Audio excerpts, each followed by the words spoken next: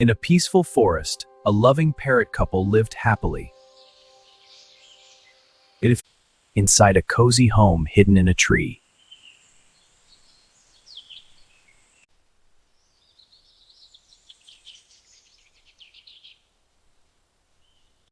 One beautiful day, the mother parrot laid her first egg.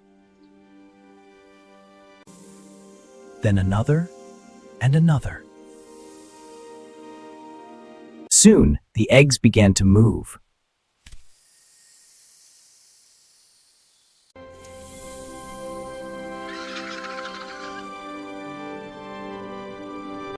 The parents cared for them with all their love.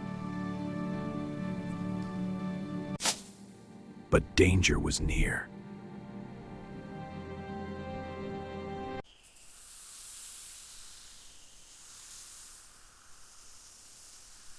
The snake was getting closer, but the mother saw the danger. She spread her wings and stood bravely in front of her babies. Her bravery saved her children.